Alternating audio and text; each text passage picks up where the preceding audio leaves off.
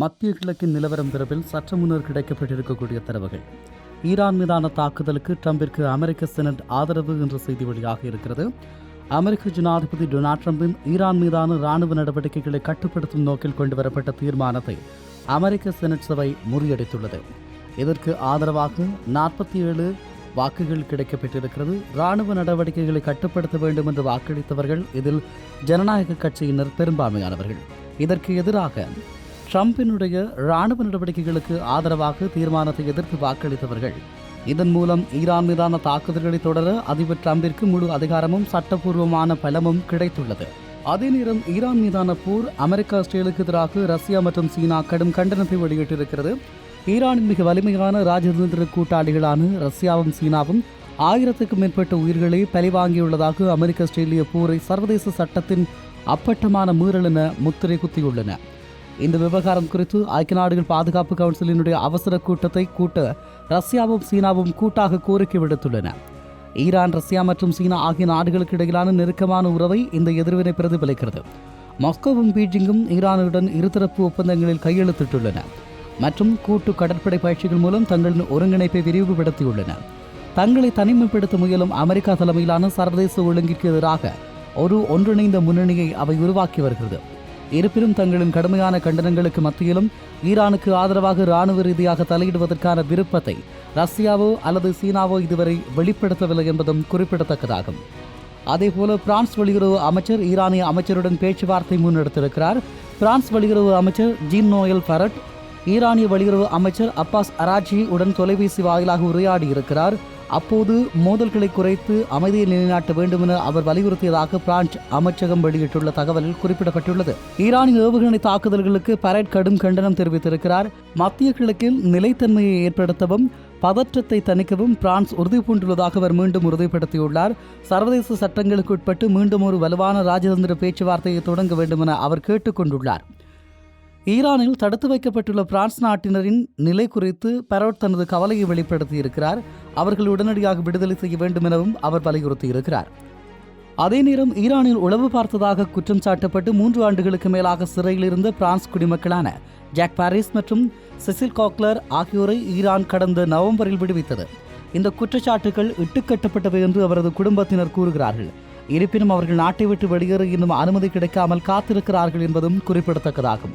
அதே நேரம் மத்திய கிழக்கில் இருக்கும் எமது செய்தியாளர் குறிப்பிடுகிற போது, நான் இப்போது துருக்கியின் வான் மாகாணத்தையும் ஈரானின் கோய் நகரத்தையும் இணைக்கும் காவிகோய் எல்லையை கடக்கும் பகுதியில் நின்று கொண்டிருக்கிறேன். 2 நாடுகளுக்கும் இடையிலாக குறிப்பாக ஈரானிய சுற்றுலா பயணிகளுக்கும் மிகவும் பிரபலமான எல்லை பாதைகளில் இது ஒன்றாக காணப்படுகிறது. தற்போது போர் நடந்து கொண்டிருந்தாலும் எல்லையில் நுழைபவர்கள் மற்றும் வெளியேறுபவர்களின் எண்ணிக்கை மாறாமல் அப்படியே இருப்பதாக தெரிவித்திருக்கிறார். பாதுகாப்பு சோதனைகள் பலப்படுத்தப்படவில்லை. பாதுகாப்பு மற்றும் சுங்க நடைமுறைகள் என அனைத்தும் விளக்கமான முறையில் இயல்பாக இயங்கிக் கொண்டிருப்பதாகவும் சொல்லியிருக்கிறார். 2 நாடுகளுக்கும் இடையிலான இந்த எல்லை சுமார் 534 கிலோமீட்டர் என்று சொல்லப்பட்டிருக்கிறது. குறிப்பாக 332 மைல்கள் நீளம் கொண்டவை. எனவே இது மிகவும் பெரியது. மக்கள் மற்றும் வர்த்தக போக்குவரத்திற்கு 3 முக்கியமான எல்லை பாதைகள் பயன்பாட்டில் உள்ளன. கடந்த ஒரு வாரமாக எல்லையில் உள்ளவர்கள் எண்ணிக்கை சீராகவே இருக்கிறது. உள்ளே வருபவர்கள் மற்றும் வெளியேறுபவர்களின் எண்ணிக்கை பெரும்பாலும் சமமாகவே இருப்பதாகவும் அவர் ஒரு செய்தியை வெளியிட்டிருக்கிறார். அதே நேரம் அபுதாபியில் விமான சேவைகள் மட்டுப்படுத்தப்பட்ட அளவில் மீண்டும் தொடக்கப்பட்டிருப்பதாக சொல்லப்பட்டிருக்கிறது. அபுதாபி ஊடக அலுவலகத்தின் தகவலின்படி அபுதாபியின் சையத் சர்வதேச விமான நிலையத்தில் மட்டுப்படுத்தப்பட்ட அளவிலான விமான சேவைகள் மீண்டும் தொடங்கியுள்ளன. நாங்கள் ஏற்கனவே குறிப்பிட்டிருந்தபடி ஐக்கிய அரபு அமீரகத்தின் 2 முக்கிய விமான நிறுவனங்களான எமிரேட்ஸ் மற்றும் எதிஹாட் ஆகியவை அமீரகத்தின் பாதுகாப்பான வான்வெளி பாதைகள் வழியாக துபாய் மற்றும் அபுதாபியிலிருந்து குறைந்த அளவிலான விமானங்கள் இயக்க தயாராகி வருகிறது. அதேபோல இன்னும் ஒரு செய்தி கிடைக்கப்பட்டிருக்கிறது. இலங்கை கடற்பரப்பை நோக்கி 2வது ஈரானிய போர்க்கப்பல் வருகை தந்திருப்பதாக சொல்லப்பட்டிருக்கிறது. நேற்று அமெரிக்க நீர்மூழ்கி கப்பலால் ஈரானிய போர்க்கப்பல் ஒன்று அளிக்கப்பட்ட அதே பகுதிக்கு தற்போது 2வது ஈரானிய போர்க்கப்பல் வந்து கொண்டிருக்கிறது.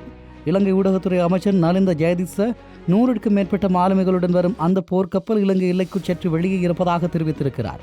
இலங்கை கடற்பரப்பிற்கு அப்பால் உள்ள ஈரானிய கப்பலில் இருப்பவர்களின் உயிரை பாதுகாக்க நாடு முயற்சிப்பதாக அமைச்சரவை பேச்சாளர் கூறியதைத் தொடர்ந்து இந்த அறிக்கை வெளியாகி இருக்கிறது. கடந்த புதன்கிழமை இலங்கை கடற்கரைக்கு அப்பால் உள்ள சர்வதேச கடற்பரப்பில் ஈரானிய போர்க்கப்பலை அமெரிக்க நீர்மூழ்கி கப்பல் டார்பிடோ ஏவுகணை மூலமாக மூழ்கடித்திருந்தது குறிப்பிடத்தக்க ஒரு விடயமாக இருக்கிறது.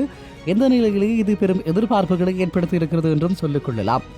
அதே நேரம் லெபனான் மண்ணின் இஸ்ரேலிய வீரர்களுக்கு ஹிஸ்புல்லா தாக்குதல் நடத்தியிருப்பதாக தகவல்கள் கிடைக்கப்பட்டிருக்கிறது. லெபனான் எல்லைக்குள் நுழைந்து இஸ்ரேலிய படைகள் மீது தாக்குதல் நடத்தியதாக ஹிஸ்புல்லா உரிமை கோரியிருக்கிறது. இதனை ஒப்புக்கொண்ட இஸ்ரேலிய ராணுவம் தமது வீரர்கள் 2 காயமடைந்ததை உறுதிப்படுத்தியிருக்கிறது. லெபனானின் தெற்கு பகுதியில் ஒரு போர் முனை உருவாகியுள்ள நிலையில் தலைநகர் பைரூட்டில் இஸ்ரேலின் வான்வழி தாக்குதல்கள் விரிவடைந்து வருகிறது. இதற்கிடையில் தாக்குதல்கள் தீவிரமடைந்த பிறகு முதல் முறையாக தொலைக்காட்சியில் உரையாற்றிய ஹிஸ்புல்லா தலைவர் இது ஒரு இருப்புக்கான தற்காப்பு போர் என சர்வதேச வர்ணித்ததுடன் சரணடைய போவதில்லை எனவும் சபதமேற்றுள்ளார்.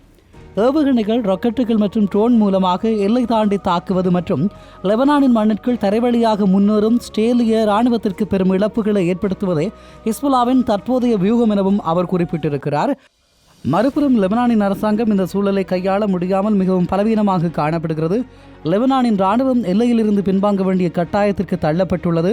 அரசாங்கம் ஹிஸ்புல்லாவின் இராணுவ பிரிவுக்கு தடை விதித்துள்ள போதிலும் உள்நாட்டு போர் மீண்டுவிடும் என்ற அச்சத்தில் அதற்கு மேலிருந்து நடவடிக்கையும் எடுக்க முடியவில்லை. நேற்று லெபனான் ஜனாதிபதி அவுன் அமெரிக்க தூதரிடம் இஸ்ரேலின் தாக்குதலை நிறுத்தி தலையிடுமாறு கோரிக்கை வைத்தார். ஆனால் ஹிஸ்புல்லா ஆயுதங்களை கைவிட வேண்டும் என்ற கோரிக்கையில் உறுதியாக இருக்கும் அமெரிக்கா மற்றும் இஸ்ரேலிடமிருந்து இதற்கு எந்த பதிலும் வரவில்லை என்பது குறிப்பிடத்தக்கதாகும். அதேபோல குர்திஸ் பிராந்தியம் எந்த ஒரு இராணுவ மோதலிலும் பங்கெடுக்கக்கூடாது பர்சானி வலியுறுத்தல் என்ற செய்தி வெளியாக இருக்கிறது. ஈராக்கின் அரை தன்னாட்சி பெற்ற குர்திஸ் பிராந்தியத்தின் தலைவர் நிர்ஸ்வான் பர்ஷானி நமது குடிமக்களின் உயிருக்கு பாதுகாப்பிற்கும் தீங்கு விளைவிக்கும் எந்த ஒரு மோதலிலோ அல்லது இராணுவ விரிவாக்கத்திலோ குர்திஸ்தான் ஒரு பகுதியாக மாறக்கூடாது என தெரிவித்துள்ளார். அவர் மேலும் குறிப்பிடுகின்ற போது குர்திஸ்தான் பிராந்தியத்தின் பிராந்திய ஒருமைப்பாட்டையும் நமது அரசியலமைப்பு சாதனைகளையும் பாதுகாப்பது குர்திஸ்தான் உள்ள அனைத்து அரசியல் சக்திகள் மற்றும் அங்கங்களினுடைய ஒற்றுமை, ஒருங்கிணைப்பு மற்றும் பகிரப்பட்ட தேசிய பொறுப்பின் மூலம் மட்டுமே சாத்தியம் எனவும் அவர் கேட்டுக்கொண்டிருப்பதாக தகவல்கள் வெளியாகி இருக்கிறது. அதேபோல வளைகுடா நாடுகளுக்கு வான் பாதுகாப்பு உதவிகளை வழங்குகிறது இத்தாலி. பிரதமர் மெலோனி அறிவிப்பு. ஈரானிய வான்வெளி தாக்குதல்களை எதிர்கொண்டு வரும் வளைகுடா நாடுகளுக்கு வான் பாதுகாப்பு உதவிகளை வழங்க இத்தாலி திட்டமிட்டிருப்பதாக பிரதமர் ஜார்ஜியோ மெலோனி தெரிவித்திருக்கிறார். ராய்ட்டர்ஸ் செய்தி நிறுவனத்தின் செய்திப்படி இத்தாலிய வானொலி நிலையத்திற்கு அவர் அளித்த பேட்டியில் பிரித்தானியா மற்றும் பிரான்ஸ் மற்றும் ஜெர்மனியைப் போலவே இத்தாலியும் வளைகுடா நாடுகளுக்கு பாதுகாப்பு துறையில், குறிப்பாக வான் பாதுகாப்பு துறையில் உதவிகளை வழங்க தீர்மானித்திருக்கிறது என அவர் குறிப்பிட்டிருக்கிறார். மேலும் அவர் குறிப்பிடுகின்ற போது அந்த நாடுகள் நமது நட்பு நாடுகள் என்பதற்காக மட்டுமல்ல, முக்கியமாக பல்லாயிரக்கணக்கான இத்தாலியர்கள் அந்த பிராந்தியத்தில் வாழுகிறார்கள் மற்றும் சுமார் 2000 இத்தாலிய படையினர் அங்கு நிலைநிறுத்தப்பட்டிருக்கிறார்கள். அவர்களை பாதுகாக்க வேண்டியது எமது கடமை என தெரிவித்திருக்கிறார். அதேபோல தெற்கு லெபனானின் இஸ்ரேல் நடத்திய தாக்குதலில் 6 பேர் பலி என அரசு ஊடகம் தகவல் வெளியிட்டிருக்கிறது. தெற்கு லெபனானில் உள்ள கிராமங்களில் இஸ்ரேல் நடத்திய தாக்குதலில் ஒரே குடும்பத்தைச் சேர்ந்த 4 உட்பட மொத்தம் 6 பேர் கொல்லப்பட்டிருப்பதாக அரசு நடத்தும் தேசிய செய்தி நிறுவனம் தெரிவித்திருக்கிறது.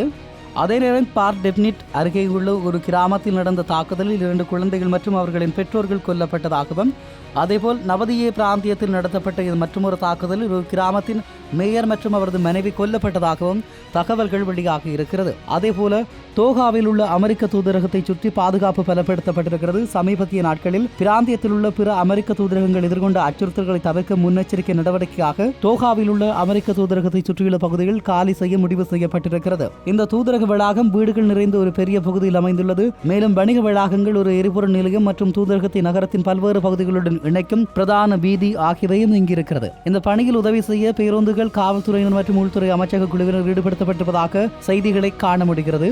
அதேபோல ரியாத்தில் உள்ள அமெரிக்க தூதரகம் தாக்கப்பட்டு தீ விபத்து ஏற்பட்டதை போன்று அசம்பாவிதங்கள் மற்ற நகரங்களில் நிகழ்வதை தவிர்க்கவே இக்கட்டாய நடவடிக்கை அரசாங்கம் எடுத்துள்ளதாக தெரிகிறது. இதேபோல துபாயில் மக்கள் நெருக்கம் மிகுந்த பகுதியில் உள்ள அமெரிக்க தூதரகம் தாக்குதலுக்கு உள்ளானதும் குறிப்பிடத்தக்கதாகும் என்றும் சொல்லப்பட்டிருக்கிறது. அதே நேரம் ட்ரோன் தாக்குதல் விவகாரம் தொடர்பாக ஈரான் தூதருக்கு அஜர்பைஜான் சம்மன் அனுப்பியிருப்பதாக தகவல்கள் கிடைக்கப்பட்டிருக்கிறது. ஈரானிலிருந்து ஏவப்பட்ட ட்ரோன்கள் அஜர்பைஜான் எல்லைக்குள் விழுந்து பாதிப்பை ஏற்படுத்தியது குறித்து அஜர்பைஜான் வெளியுறவு அமைச்சகம் கூடுதல் தகவல்களை வெளியிட்டுள்ளது. தனது நாட்டின் மீது நடத்தப்பட்ட இந்த தாக்குதல் சர்வதேச சட்டங்களை மீறுவதாகும் என குறிப்பிட்டிருக்கிறது. அமைச்சகம் இந்த சூழல் குறித்து ஈரான் உடனடியாக விளக்கம் அளிக்க வேண்டும் எனவும் இதுபோன்ற சம்பவங்கள் மீண்டும் நடக்காமல் இருப்பதை உறுதி செய்ய வேண்டும் எனவும் வலியுறுத்தி இருக்கிறது. பொருத்தமான பதிலடி கொடுக்கும் உரிமையை அஜர்பைஜான் கொண்டுள்ளது என்று தெரிவித்திருக்கக்கூடிய அமைச்சகம் தனது கடுமையான எதிர்ப்பை பதிவு செய்ய ஈரானிய தூதரை நேரில் அழைத்து சமன் அனுப்பியுள்ளது. இவை கடந்த 1 மணி நேரத்தில் இடம்பெற்றிருக்கக்கூடிய தரவுகளுடைய தொகுப்பாக காணப்படுகிறது.